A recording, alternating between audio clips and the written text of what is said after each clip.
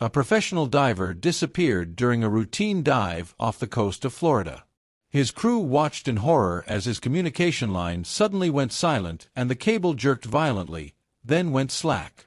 Search teams scoured the ocean for days but found nothing. 15 years later, something was finally discovered deep underwater, and it raised terrifying new questions. The ocean keeps secrets better than anyone on Earth. On a quiet summer morning off the coast of Florida, a professional diver slipped beneath the surface during what was supposed to be a routine dive. His name was Ethan Cole, a 32-year-old deep-sea diver known among friends for chasing the darkest corners of the ocean floor. But on that day, something went terribly wrong. Ethan never came back up. His crew waited. Then they panicked. Search boats flooded the area. Divers scanned the waters. Helicopters circled above the endless blue. Yet Ethan Cole was gone, vanished into the depths as if the ocean had swallowed him whole. Days turned into weeks. Weeks turned into years. Eventually, the case went cold, becoming just another unsolved mystery whispered about by fishermen and divers along the Gulf Coast. But the ocean never forgets. 15 years later, during an unrelated underwater survey, a discovery deep beneath the waves would reopen the case and reveal a haunting truth about Ethan's final dive, one that would leave investigators, divers, and even seasoned rescue teams deeply disturbed. What really happened to Ethan Cole beneath those dark waters? And why did it take 15 years to find him? Stay with me, because this story only gets darker from here. On July 18, 2005, the sun rose calmly over the waters near Key Largo, one of the most famous diving locations in the United States. Tour boats drifted across the clear blue water, and the morning looked perfect for diving. For Ethan Cole, it was supposed to be another routine job. Ethan worked with a small underwater recovery and survey team based out of Miami. Their mission that day was simple: inspect a damaged section of underwater equipment nearly 200 feet below the surface. Ethan had done deeper dives before. Much deeper. He checked his oxygen tank, adjusted the straps of his gear, and gave a quick thumbs up to the crew aboard their vessel. His partner, Daniel Harper, watched closely as Ethan prepared to enter the water. "Same plan as usual," Daniel said. Ethan nodded. "Down and back in 20. At 9:42 a.m., Ethan stepped off the side of the boat and disappeared beneath the surface. For the first 10 minutes, everything looked normal. His airline and communication cable fed smoothly into the water while the team monitored his descent. Then something strange happened. The communication line suddenly filled with static. "Ethan, do you copy?" Daniel asked into the radio. No response. The line went silent. Moments later, the cable jerked violently. Then it went completely slack. Ethan Cole was gone, and no one on the boat could explain what had just happened. The moment the communication line went silent, panic spread across the boat. "Pull the line up!" shouted Daniel Harper as the crew scrambled into action near Key Largo. 2 men grabbed the cable and began hauling it back onto the deck. The line that had carried Ethan Cole safely into the depths only minutes earlier now dragged across the wet metal floor of the boat. But something was wrong. The cable felt far too light. When the last section surfaced, the crew froze. Ethan's diving line had been severed. Not frayed. Not tangled. Cut. Daniel stared at the end of the cable, his hands shaking. This doesn't make sense," he muttered. Within minutes, the captain radioed the United States Coast Guard for emergency assistance. The report was simple but chilling. A professional diver had vanished underwater.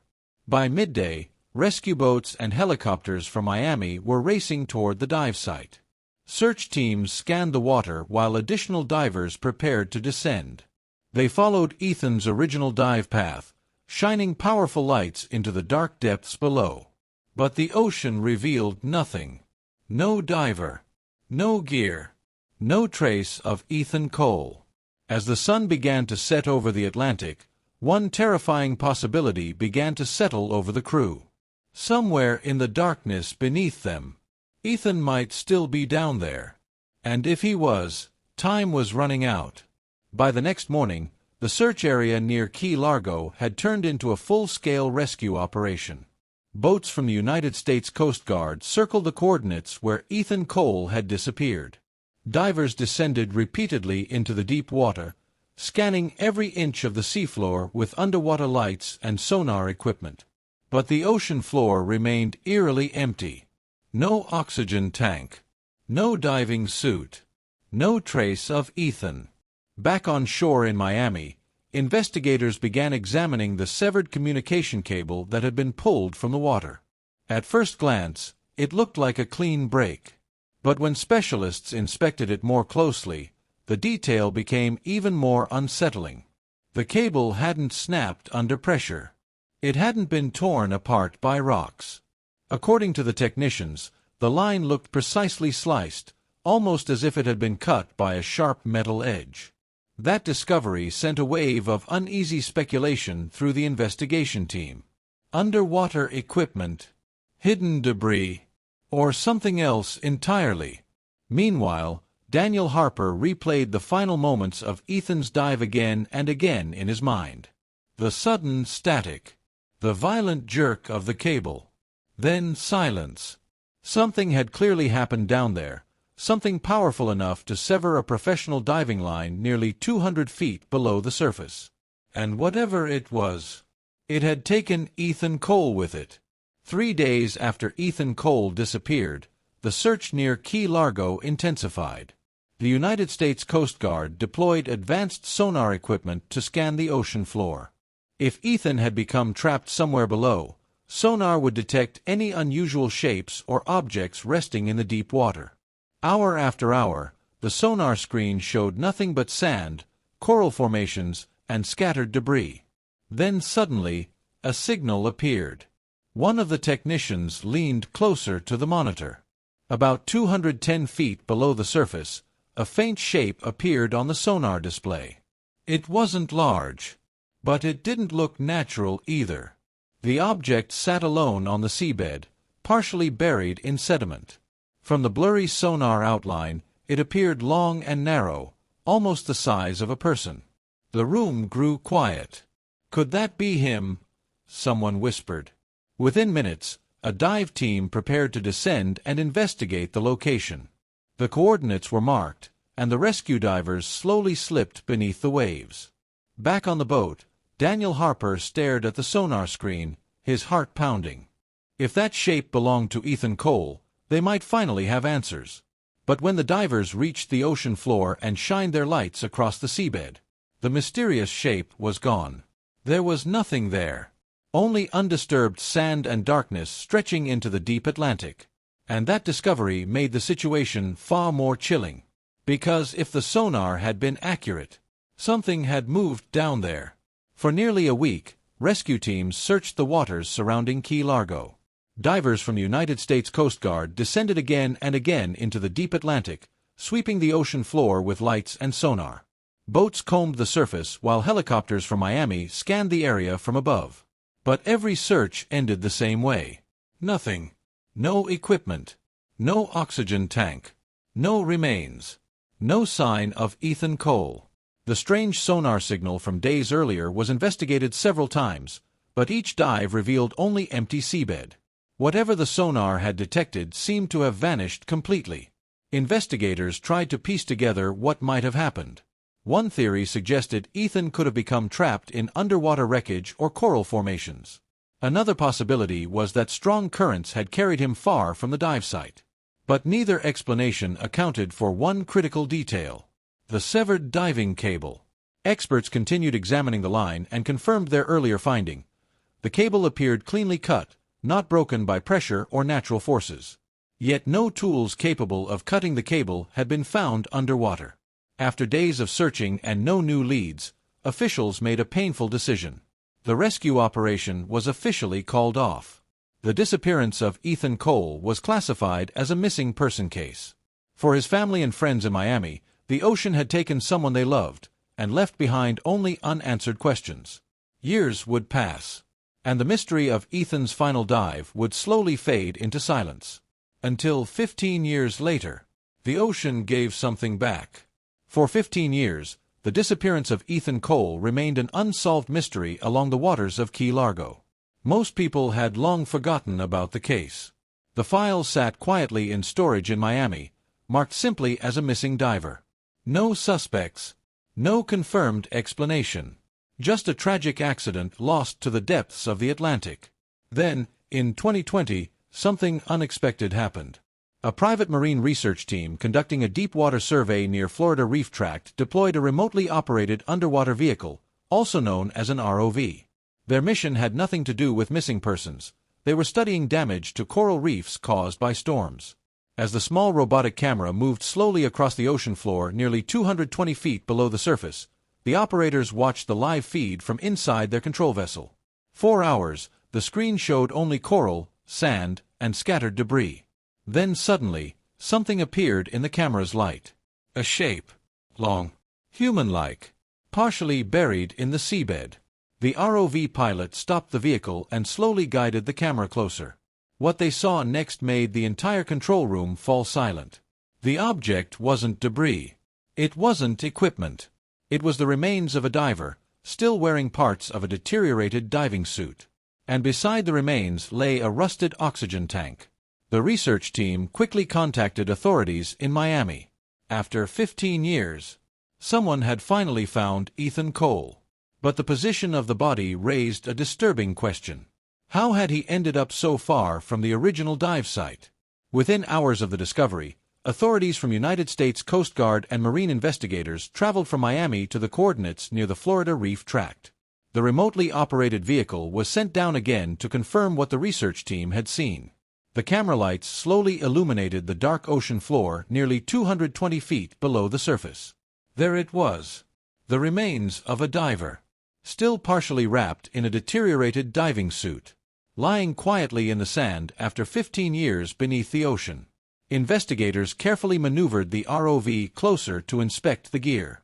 Next to the body sat a heavily corroded oxygen tank and pieces of equipment scattered across the seabed. The scene looked almost frozen in time. Soon, a specialized recovery team prepared for the difficult task of bringing the remains to the surface. The process took hours due to the depth and delicate condition of the site. When the remains finally reached the recovery vessel, identification became the next step. Despite years underwater, certain parts of the equipment still carried serial numbers. Those numbers were traced back to the diving company once employed by Ethan Cole. After 15 years, the mystery diver had a name again. But the most unsettling detail came when investigators examined the oxygen tank. The air valve was completely closed. Someone, or something, had shut off Ethan's air supply during the dive. And that discovery raised a chilling possibility. Maybe Ethan's disappearance wasn't just a tragic accident. Maybe something had gone terribly wrong down there. After the remains of Ethan Cole were recovered, investigators in Miami reopened the old case files. Boxes of documents from 2005 were pulled from storage, search reports, witness statements, equipment logs, and dive records from the day Ethan vanished near Key Largo. 4 years, the case had been assumed to be a tragic accident. But the discovery of Ethan's remains, and the closed air valve, forced investigators to look at everything again. One detail quickly stood out. The dive log. Every professional dive team records precise information before entering the water. Depth, oxygen levels, expected dive time, and communication checks. According to the official log, Ethan's dive was scheduled to last 20 minutes. But when investigators reviewed the communication recordings recovered from the boat, they noticed something strange. The static that interrupted Ethan's line didn't happen 20 minutes into the dive. It happened after only 12 minutes. That meant something had gone wrong far earlier than anyone originally realized. Investigators then reviewed the final audio captured from the communication system. Most of the recording was filled with static. But just before the signal cut completely, technicians noticed something chilling. A faint sound in the background. Not mechanical. Not static. It sounded almost like metal scraping against metal. Then the cable jerked violently, and the recording ended. For 15 years, no one had noticed that sound. Now investigators had a new question. What exactly had Ethan encountered 200 feet below the surface that day? When investigators compared the recovery location to the original dive site near Key Largo, the results surprised everyone involved in the case. The remains of Ethan Cole had not been found directly beneath the place where he disappeared. They were nearly 3 miles away. Ocean currents can move objects underwater, but marine experts working along the Florida Reef Tract explained something important. At a depth of 200 to 220 feet, currents are usually much weaker than those near the surface.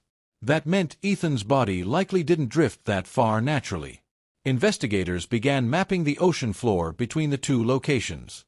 Using sonar and underwater cameras, they searched for anything unusual along the route. Then they found it. About halfway between the original dive site and the recovery location sat a large piece of submerged metal debris resting on the seabed. At first glance, it looked like part of an old wreck or industrial equipment that had fallen into the ocean years earlier. But when the underwater camera moved closer, investigators noticed something chilling. Along the edge of the metal structure was a sharp, jagged surface. The same kind of edge that could easily slice through a diving cable. Suddenly, the strange details from 15 years earlier began to make more sense. If Ethan Cole had accidentally drifted into that structure during his dive, the metal edge could have cut his communication line. Without the cable, he would have lost both contact and guidance back to the surface. Alone in the dark depths of the Atlantic, with limited air, and no way for the crew above to find him. After mapping the ocean floor between the original dive site near Key Largo and the location where the remains were found along the Florida Reef Tract, investigators finally began forming a likely explanation for what happened to Ethan Cole. The reconstruction of events was chilling. Around 12 minutes into the dive, Ethan was likely navigating near the ocean floor when he unknowingly drifted toward the large submerged metal debris discovered during the investigation. The jagged edge of the structure could have sliced through his communication cable, instantly cutting him off from the crew above. That would explain the sudden static, the violent jerk of the line, and the silence that followed. Without the cable, Ethan would have lost both communication and the guideline used to safely return to the surface. In deep water, more than 200 feet below the surface, that kind of disorientation can become deadly within minutes. Investigators believe Ethan may have tried to navigate back using limited visibility and his remaining oxygen supply.